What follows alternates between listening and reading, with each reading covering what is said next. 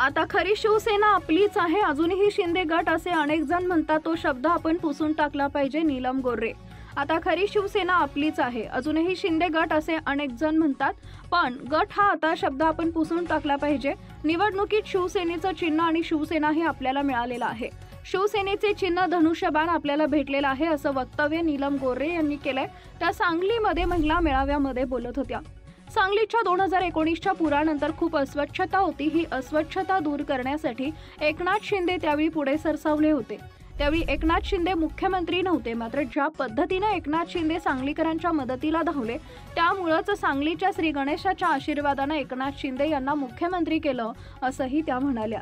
लाडक्या बहिणींना मुख्यमंत्री देवेंद्र फडणवीस एकनाथ शिंदे यांनी दिलेलं वचन पूर्ण करण्यासाठी आम्ही कायम प्रयत्न करणार.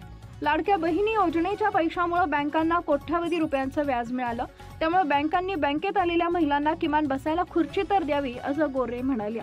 बचत गटाकडे जर कोण पैसे मागत असेल तर शिवरायांचं जे तत्व होतं की चुकीला माफी नाही, असा प्रयोग करायला एकनाथ शिंदेंना सांगायला पाहिजे, असंही गोरे म्हणाले. व्यासपीठावर बसलेले प्रत्येक जण अनेक वर्षापासून काम करतायत शिवसेनेचं.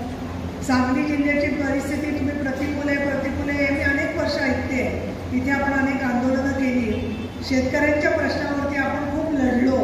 साखर कारखान्यांनी भाव द्यावा म्हणून सुद्धा शिवसैनिकांनी काम केलेलं आहे. आणि विशेष म्हणजे माननीय एकनाथजी शिंदे यांनी ज्या वेळेला शिवसेनेच्या मध्ये परत एक नवीन पर्व सुरू केलं, त्यामध्ये अनेक जणांच्या तोंडामध्ये शब्द येतो की शिवसेना शिंदे गट. मला असं वाटतं गट शब्द जो आहे तो पुसून टाकला पाहिजे. शिवसेनाच ही आपली आहे या दृष्टिकोनातून आपल्या डोळ्यामध्ये चर्चेमध्ये भूमिका झाली पाहिजे. कारण निवडणूक आयोगाने सुद्धा जो निर्णय दिलेला आहे त्याच्यानुसार निवडणुकीचं चिन्ह आणि शिवसेना हे नाव आपल्याला मिळालेलं आहे.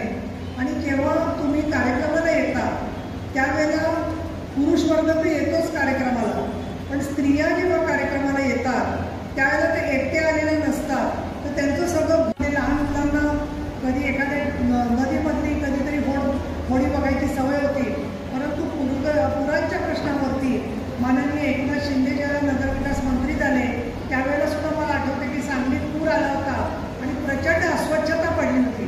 त्याला एकनाथजी शिंदे मुख्यमंत्री नव्हते, एकनाथजी शिंदे नगरविकास मंत्री होते. पण मी जेव्हा ठिकठिकाणी आपण पाहणी करायला गेलो आहोत तर त्यावेळेला लोक सगळे साफसफाई करत होते, सेवक कामगार. आणि त्यांना विचारलं की तुम्ही कुठून आलाय, तर त्यांनी सांगितलं की आम्ही ठाणे महानगरपालिकेचे कर्मचारी आहोत, पण सांगलीकरांसाठी धावून आलेले. मी तर असं म्हणेन अशा गोरगरिबांसाठी अडचणीत सापडलेल्यांसाठी एकनाथ शिंदे धावून आले, म्हणूनच सांगलीच्या श्री गणेशाने आशीर्वाद देऊन त्याला मुख्यमंत्री पदापर्यंत नेलं. कारण रावसाहेबजी सांगलीमधून आपल्याला आमदार मिळणार की नाही याचा विचार शिंदे साहेबांनी केला नाही. बाळासाहेब ठाकरे यांचा तो विचार होता की हा शिवसैनिक माझा आहे, मग तो आमदार नसला खासदार नसला तरी आम्ही त्यांच्यासाठी काम करणार. आणि या भूमिकेतून आपण काम करत आलो. त्याच्यामुळे तुम्ही आता काही काळजी करायचं कारण नाही आहे. मला असं वाटतं की काही गोष्टीमध्ये आपण पुढे मारतो, चालतो, धावतो, खूप चालतो, पण तरीसुद्धा कर्ज केलं पाहिजे आणि ज्येष्ठ नागरिकांना मदतीसाठी गेलं पाहिजे. त्यामुळे लाडक्या बहिणी ज्या आहेत त्यांना आता थोडंसं मला असं वाटतं गावामध्ये मान मिळायला लागला आहे. आपण जरा ताठपणाने बोलायला लागलो, आवाज जरा मोठा व्हायला लागला. काही महिलांनी मला सांगितलं की आता मला तहसीलदार ओळखतात, बँकेमध्ये गेले तर लाडक्या बहिणींसाठी रांग असते वेगळी, कारण त्यांचे पैसे देण्यातून कोट्यावधी रुपये मिळाले बँकांना तुमच्यासाठी. तर त्या बँकांना पण सांगायची वेळ आलेली आहे की तुमच्या उद्योगधंद्यांसाठी आमचे जे पैसे तुमच्याकडे 8 दिवस 10 दिवस राहतात ते बघा, सगळे एवढे कोटी रुपये 45,000 कोटी रुपये या बँकांना मिळाले. त्याच्यामधून त्यांना कोट्यवधी रुपयाचं व्याज मिळालेलं आहे. तर बँकांची ही जबाबदारी आहे की त्यांनी गोरगरीब शेतकऱ्यांशी, आमच्या लाडक्या बहिणींशी, गोरगरीब माता भगिनींशी चांगलं वागलं पाहिजे. तुम्हाला गेल्यावरती बसायला खुर्ची दिली पाहिजे.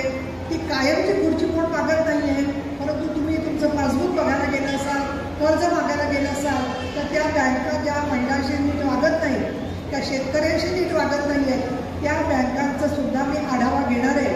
आत्ताच मी चांडाळे यांना सांगितलं की सांगली महानगरपालिकेच्या मध्ये काय वाचले, सकाळी चॅनेलवरती चालू होती की महिला बचत गटांची नोंदणी करून